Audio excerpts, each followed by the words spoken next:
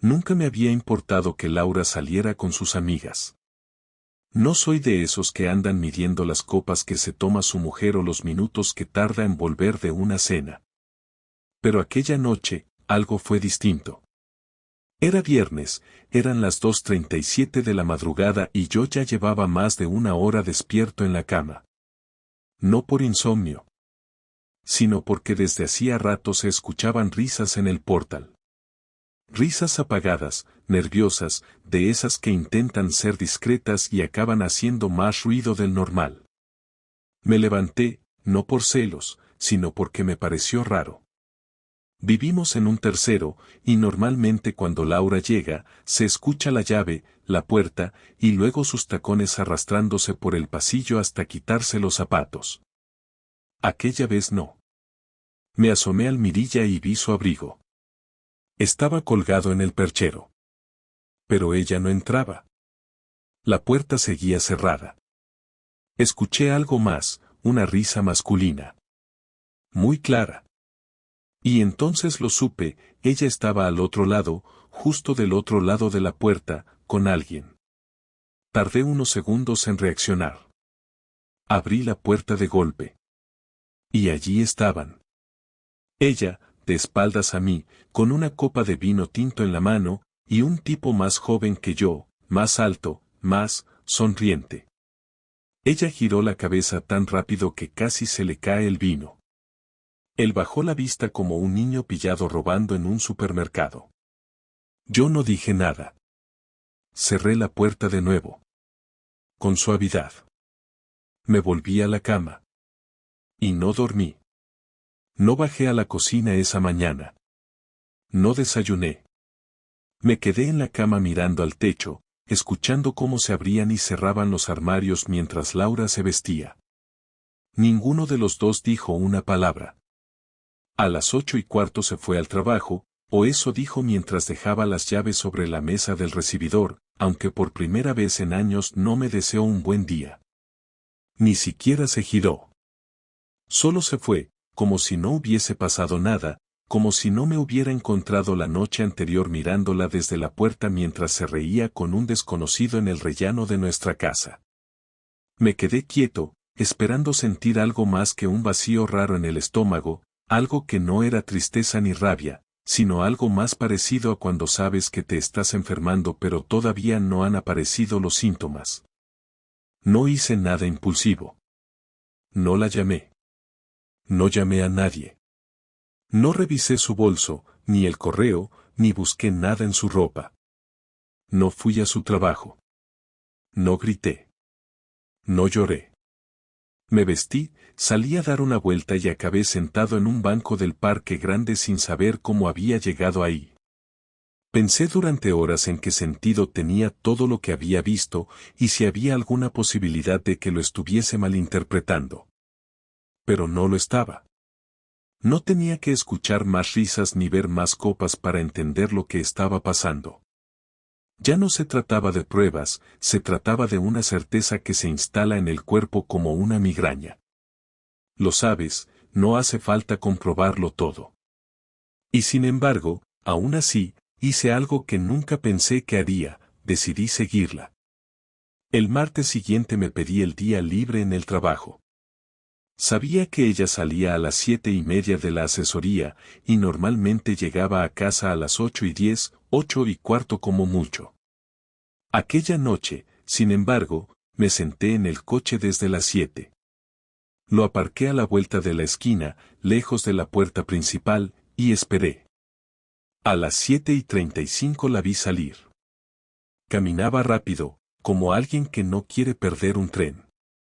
No llevaba prisa por llegar a casa, no con esa sonrisa. Cruzó la calle y giró por la avenida de Goya. Yo esperé unos segundos antes de seguirla. No quería parecer un loco, solo necesitaba ver a dónde iba. No entró a ningún bar. No cogió el autobús. Caminó durante unos 15 minutos hasta un portal viejo, en una calle secundaria cerca de la universidad. No timbró. Sacó una llave y entró como si fuera su casa. Me quedé mirando la puerta. Sabía que no podía entrar ni hacer nada. Me quedé sentado en el coche durante más de una hora, observando a los pocos transeúntes que pasaban. No tenía dudas. El que te den una llave no es un detalle, no es algo que pase por accidente. Le habían dado acceso a otro lugar, otro espacio, otra vida. Salió a las 10:15. El pelo más despeinado. La bufanda mal puesta. Subió la capucha como si con eso pudiera ocultar el olor a lo que acababa de hacer. Esa noche no hablé. Tampoco ella. Se metió a la ducha, se lavó el pelo como si quisiera borrar algo. Me saludó desde el pasillo, como si todo estuviera normal, como si no me hubiese estado follando la cabeza durante semanas con sus mentiras. Me senté en el sofá y fingí ver la televisión. Ella se sentó a mi lado con su portátil, abrió una hoja de Excel y empezó a revisar cosas de su trabajo. Yo me limité a observar sus dedos moverse sobre el teclado, preguntándome si en esa misma laptop guardaba los horarios de sus citas con él. Pensé en preguntar, en decirle que ya sabía todo, que la vi entrar a ese edificio, que la esperé afuera. Pero no. Me contuve. Al día siguiente hice algo aún más difícil, me senté con un café y un cuaderno y empecé a escribir todo lo que sabía, sin emociones, como un técnico anotando fallos en una máquina.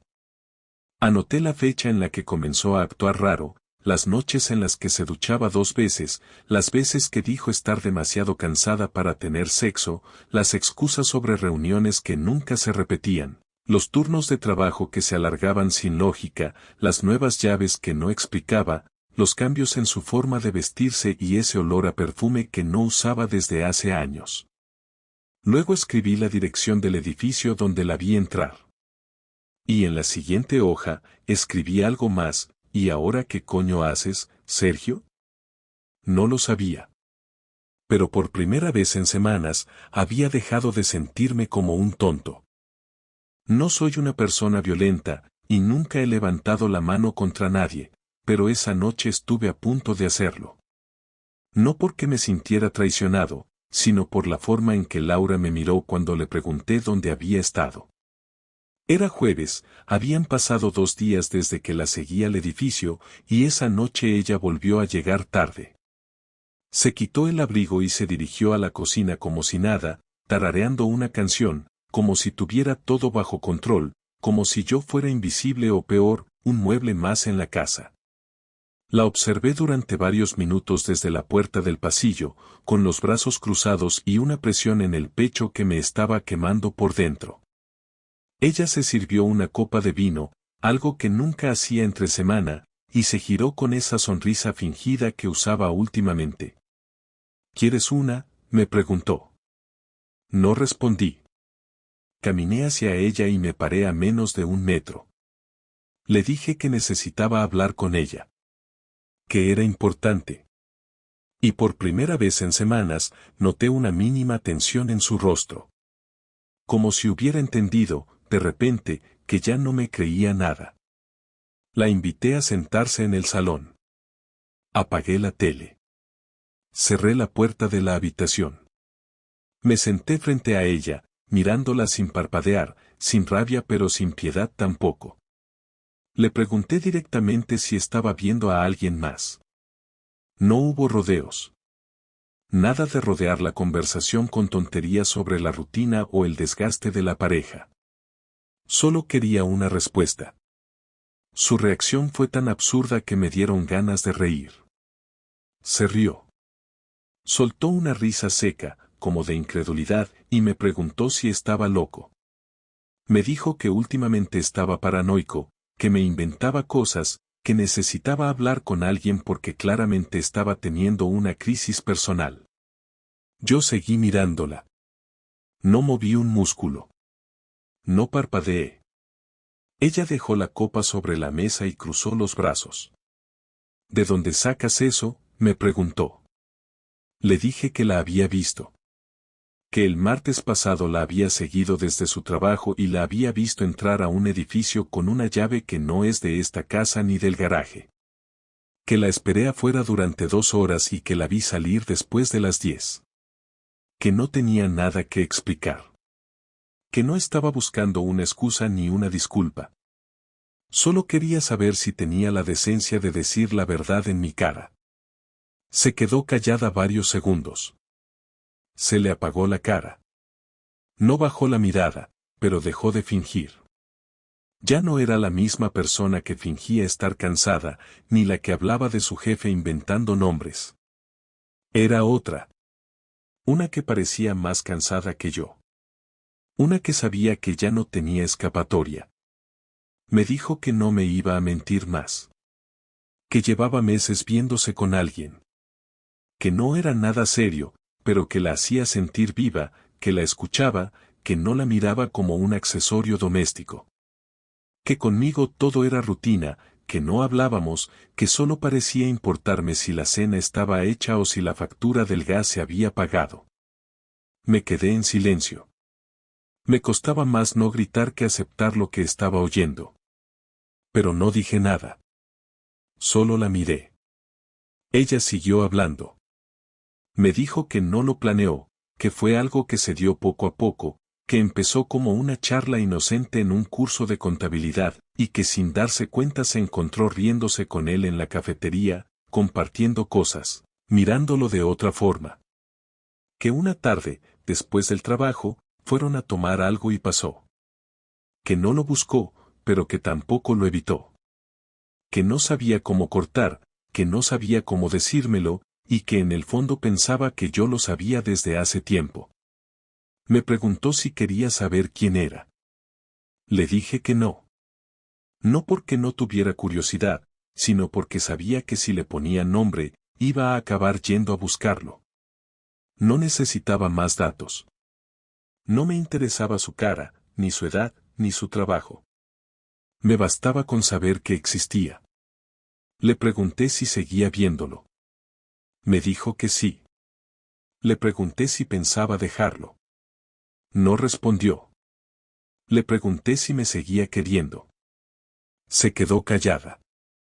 Me levanté y me fui a la habitación. Cerré con llave. No lloré. No golpeé nada. Solo me senté en la cama a mirar el armario, preguntándome en qué momento exacto se había roto todo y por qué no lo vi venir.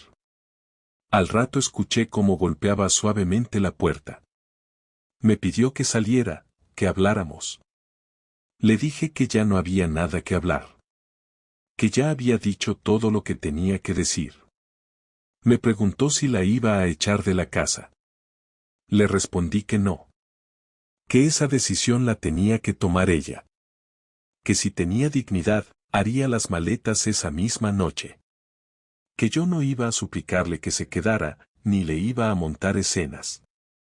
Que simplemente no podía seguir viviendo con alguien que se reía en mi cara y esperaba que la vida siguiera igual. Se fue a dormir al sofá. Yo no dormí en toda la noche. Al día siguiente, al levantarme, vi que no estaba. Había dejado una nota en la mesa que decía, necesito pensar. Vuelvo en unos días. Y entonces supe que no había vuelta atrás. Laura volvió 4 días después, un lunes por la tarde, cuando yo ya estaba en casa. Ni siquiera tocó el timbre, usó su llave como si nada hubiera pasado. Entró con una bolsa del supermercado, dejó las cosas sobre la encimera y me saludó como si regresara de una escapada de fin de semana. Me limité a mirarla desde el comedor. No dije nada. Esperé a ver qué hacía, si era capaz de fingir normalidad después de lo que habíamos dicho. Ella se movía por la casa como si estuviera desorientada, revisaba los cajones, abría la nevera, limpiaba cosas que no necesitaban limpieza.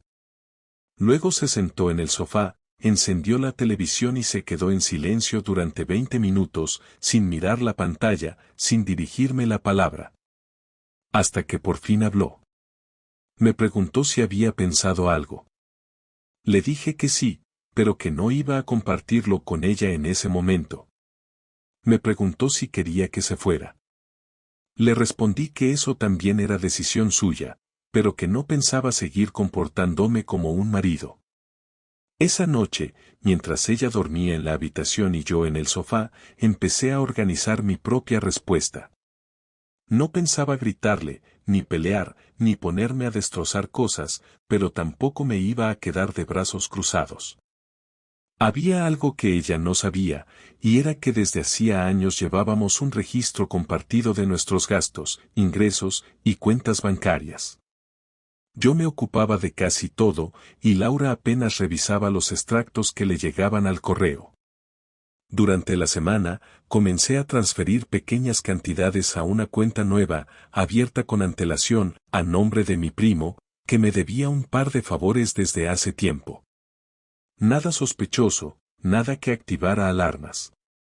Al mismo tiempo, fui sacando copias de todos los documentos importantes, escrituras, seguros, papeles del coche, y los guardé en una carpeta cerrada con clave en un pendrive que escondí en el maletero del coche. Luego vino la parte más importante, recopilar todo lo que había observado desde que empezó su doble vida. Fechas, lugares, movimientos, sus ausencias, cambios de rutina, todo con discreción, sin que ella notara nada. No para chantajearla ni para montar un escándalo, sino para presentarlo cuando hiciera falta, si la situación escalaba o si intentaba aprovecharse de alguna manera en un posible divorcio. Yo no era ningún ingenuo, y sabía que cuando las cosas se ponen feas, todo el amor se convierte en estrategia. Mientras tanto, Laura seguía comportándose como si estuviéramos en una pausa. No me hablaba mucho, no intentaba recuperar nada, simplemente existía en el mismo espacio. Cocinaba para sí misma, salía por las tardes, volvía a casa a las 10, a veces más tarde. Yo la ignoraba, me comportaba como si fuera una inquilina con la que compartía piso por obligación. Empecé a dormir en nuestra habitación otra vez, pero cada uno en su lado, sin tocarnos, sin dirigirnos palabra. Era como vivir con un cadáver al que aún le funcionaban las piernas. El viernes por la noche ejecuté la siguiente parte del plan. Me fui a cenar con Raúl, un amigo de la infancia que Laura siempre había detestado por su manera de hablar, por su falta de filtro, por ser lo que ella llamaba un bocazas. Esa noche le conté todo. Le dije que no quería compasión ni consejos, solo un favor, que me ayudara a organizar una pequeña reunión con sus amigos del gimnasio, varios de los cuales trabajaban en el mismo entorno que Laura. Gente de distintos departamentos, pero del mismo edificio. El objetivo era simple, soltar una historia que no necesitaba ser exacta, solo lo suficientemente interesante para que se expandiera por los pasillos. Le dije a Raúl exactamente qué debía decir, que Laura estaba teniendo una relación con un colega casado, que la habían visto entrando y saliendo de su piso varias veces, y que era cuestión de tiempo que se supiera todo. Raúl se rió, como siempre, pero accedió. No tardó ni 3 días en llegarme el primer rumor de vuelta. El martes siguiente, Laura volvió del trabajo con los ojos hinchados. No dijo nada, no pidió explicaciones, pero yo ya sabía que algo había pasado. Al día siguiente no fue a trabajar. Se quedó todo el día en pijama, encerrada en la habitación, sin hacer llamadas, sin encender la televisión. El jueves por la noche, cuando volvía de hacer la compra, la encontré en el pasillo con una maleta abierta. Estaba metiendo ropa sin doblar, como si tuviera prisa por desaparecer. Me miró sin decir palabra, y yo tampoco dije nada. Pasó por mi lado sin girar la cabeza, bajó las escaleras y se fue. Al día siguiente, me llegó un mensaje, no tenía sentido seguir así. Espero que algún día podamos hablar sin odiarnos. No respondí. Lo siguiente que hice fue contactar con una abogada. Durante los días siguientes a su marcha, la casa se sintió exactamente igual, pero con menos ruido. No había platos en el fregadero ni olor a perfume por las mañanas. El armario seguía medio lleno, como si Laura hubiera planeado volver en cualquier momento, aunque algo me decía que no lo haría. No porque se sintiera culpable, sino porque sabía que ya no había nada que salvar. Durante una semana no intercambiamos una sola palabra. No llamadas, no mensajes, no correos. Yo me dediqué a organizar mis cosas, a hablar con la abogada, a repasar papeles. Había una calma tensa en el ambiente, como si todo estuviera suspendido esperando que alguien diera el siguiente paso. El sábado por la tarde recibí un mensaje. ¿Podemos hablar mañana? Le respondí con un simple sí y le propuse que viniera a casa a las 6. No quería verla en un bar, ni caminar por un parque fingiendo que no pasaba nada. Si íbamos a cerrar esto, tenía que ser en el lugar donde todo había empezado. El domingo, a las 6 en punto, escuché su llave girando en la puerta. Entró despacio, sin maquillaje, con un pantalón vaquero y una sudadera que no le había visto en años. Se sentó frente a mí en la mesa del comedor. Yo ya tenía preparados los documentos del divorcio, impresos, listos para firmar. Ella los miró durante unos segundos, luego levantó la vista y me preguntó si estaba completamente seguro. Le dije que sí. Me pidió que le explicara cómo me sentía. Le respondí que eso ya no tenía importancia, que no estábamos allí para hablar de emociones, sino de decisiones. Aún así, no se rindió. Me dijo que había estado pensando mucho en todo, que sabía que lo que había hecho no tenía excusa, pero que durante mucho tiempo se sintió sola, desplazada, como si solo fuera una figura decorativa en mi vida. Que no quería justificar lo que hizo, pero que necesitaba explicarlo. Le dije que entendía su versión, pero que no cambiaba nada. Que si se sentía desplazada, podía haber hablado, gritado, amenazado con irse, pero que elegir engañar, mentir y crear otra vida paralela era una decisión que no podía deshacerse con una conversación. Me preguntó si había alguien más. Le dije que no. No porque no pudiera, sino porque no lo había buscado. Le pregunté si ella seguía viendo al otro tipo. Bajó la cabeza y me dijo que no, que lo había terminado todo hace más de una semana, incluso antes de irse. Que no era lo que pensaba, que no había futuro ahí, que solo fue un escape. Le respondí que no me interesaban los detalles, que no iba a ponerme a comparar quién fue más responsable o quién perdió primero el respeto. Que lo único que quería era terminar todo sin más daños. Me preguntó si podríamos llevarnos bien después del divorcio. Le dije que eso dependía de ella. Que yo no pensaba hablar mal de ella a nadie, ni contar nuestra historia como un escándalo. Que si ella se comportaba con respeto, yo haría lo mismo. Pasamos los siguientes 30 minutos revisando cada cláusula del acuerdo. División de bienes, cuentas bancarias, vehículo, la vivienda. Ella no discutió nada. Aceptó los términos sin protestar. Cuando llegamos a la última página, me preguntó si quería quedarme con alguna de sus cosas. Le dije que no, que prefería que se llevara todo lo que considerara importante. Me ofreció dejarme el sofá, el microondas, incluso una lámpara de pie que ella sabía que me gustaba. Le dije que lo material ya no tenía ningún valor para mí. Que solo quería cerrar el capítulo y seguir adelante. Cuando terminamos, guardó una copia del documento en su bolso, y se quedó sentada en silencio.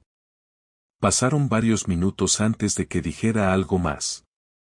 ¿Te arrepientes de haber estado conmigo todos estos años? Le dije que no. Que no borraba lo vivido, pero que eso no significaba que quisiera seguir al lado de alguien que había elegido mentir. Me preguntó si alguna vez la perdonaría. Le dije que quizás sí, pero que eso no significaba que pudiera volver a confiar en ella. Que el perdón no reconstruye lo roto, solo hace que deje de doler. Se levantó, fue a la puerta y se detuvo con la mano en el pomo. Me miró por última vez y me dijo, no sé si algún día entenderé todo esto, pero al menos sé que lo intentamos. Le respondí que intentarlo no sirve cuando la otra persona ya había renunciado desde hacía tiempo. Abrió la puerta, salió y no miró atrás. Cerré con llave y apagué las luces del salón. No lloré. No sentí alivio. Solo un silencio más profundo que cualquier discusión. El lunes siguiente llevé los papeles firmados al despacho de la abogada. Me preguntó si quería notificar a Laura oficialmente o si prefería que lo hicieran desde el bufete. Le dije que lo hicieran ellos, que no tenía ningún interés en volver a escribirle o llamarla. El proceso era simple porque no teníamos hijos y la mayoría de los bienes estaban ya separados por lógica, así que en menos de un mes estaría todo resuelto. Volví a casa y me senté en el sofá con la televisión encendida, pero sin prestar atención. Era extraño estar allí sin esperar su llegada, sin oír la puerta abrirse o el sonido de sus pasos por el pasillo. No la extrañaba, no como persona, pero sí como parte de la estructura en la que había vivido durante años. Era como si una silla desapareciera de la mesa del comedor y todavía dejaras el hueco por costumbre. Durante los días siguientes retomé cosas que había dejado en pausa hacía tiempo. Volví al gimnasio, salí a cenar con amigos, incluso me apunté a un curso de cocina que me había interesado años atrás pero que nunca hice porque ella siempre tenía algo mejor que proponer. No se trataba de reinventarse ni de buscar nuevas versiones de mí mismo, solo de rellenar el tiempo que antes ocupaba una convivencia que ya no existía. Hablé con mi madre, con mi hermana, incluso con mi jefe, aunque a este último le dije que el motivo del permiso era personal y prefería no entrar en detalles. Nadie insistió. La mayoría ya sabía o al menos sospechaba. La gente no es tonta. Una tarde, mientras ordenaba papeles en casa, encontré una caja con fotos nuestras de hace 10 años. Estaban ahí guardadas en un cajón, como si llevaran escondidas desde que las cosas empezaron a ir mal. Las revisé una por una sin ninguna reacción emocional fuerte, más bien con la sensación de estar viendo a otras personas. En algunas sonreíamos de verdad, en otras se notaba que solo estábamos posando. Lo curioso es que las últimas fotos que teníamos juntos eran de hace más de 3 años, y nunca lo había notado. Ya no sacábamos fotos porque ya no compartíamos momentos que valieran la pena recordar. Eso me dejó más claro que nunca que la ruptura no fue algo repentino, sino una cadena de pequeñas cosas que decidimos ignorar hasta que todo colapsó. Semanas después me encontré con Raúl en una terraza del centro. Me preguntó cómo iba todo. Le dije que ya casi estaba resuelto, que solo faltaba la fecha final del trámite. Me preguntó si pensaba buscar a alguien más. Le dije que no tenía ni idea. Que en ese momento solo quería tranquilidad, dormir bien, levantarme sin tener que fingir una sonrisa o preguntarme si alguien me mentía en mi propia casa. Me dijo que había hecho lo correcto, que muchas veces los hombres se quedaban por comodidad o por miedo, pero que yo había cortado por lo sano. No le respondí. Sabía que tenía razón, pero escuchar esas cosas no me aportaba ningún tipo de consuelo. No me hacía sentir mejor. Me hacía sentir simplemente vacío. El día que me confirmaron la disolución definitiva del matrimonio, no celebré nada. Solo volví a casa, preparé algo de cenar y vi una película cualquiera sin ponerle mucha atención. Me costó dormir, no por tristeza, sino porque ya no sabía qué debía sentir. No había alivio ni amargura, solo una extraña sensación de reinicio, como cuando uno cambia de trabajo después de muchos años en la misma empresa. Ya no era parte de nada. No pertenecía a nadie. Tampoco me lo debía a mí mismo. En las semanas siguientes no supe nada de Laura. No pregunté por ella, no la busqué en redes sociales, no pregunté a conocidos. No tenía sentido. Era parte de una etapa que ya había cerrado, aunque no entendiera del todo cómo llegamos hasta ahí. A veces me preguntaban si volvería a confiar en alguien, si creía que podría construir una nueva relación. Respondía que no lo sabía, que no era el momento para pensar en eso. No porque me hubiese quedado marcado, sino porque no quería volver a perder años en algo que ya mostraba grietas desde el principio. Necesitaba primero aprender a vivir sin mirar hacia el pasillo esperando que alguien llegara tarde. Sin analizar silencios ni inventar explicaciones para actitudes que no tenían lógica. La última vez que hablé de Laura fue con mi hermana. Me preguntó si todavía pensaba en ella. Le dije que no, pero que a veces recordaba cosas sueltas, como su manera de doblar las toallas o el sonido de su risa cuando le contaban un chiste malo. Le dije que lo más difícil no había sido el engaño en sí, sino descubrir que una persona puede compartir tu vida y al mismo tiempo tener una parte completamente ajena a ti. Eso era lo que costaba aceptar. Que la convivencia no es sinónimo de cercanía, y que hay momentos en los que uno se acuesta con un desconocido sin darse cuenta. Ahora, después de todo, no me considero víctima ni vencedor. Solo alguien que tomó una decisión difícil en el momento en que debía hacerlo. Aprendí que el amor no se sostiene con recuerdos, y que una relación sin respeto es solo una rutina con forma de afecto. No necesito una historia perfecta, solo una vida en la que no tenga que dudar de lo que veo cuando miro a alguien a los ojos. Y eso, aunque suene simple, ya es mucho más de lo que tenía antes.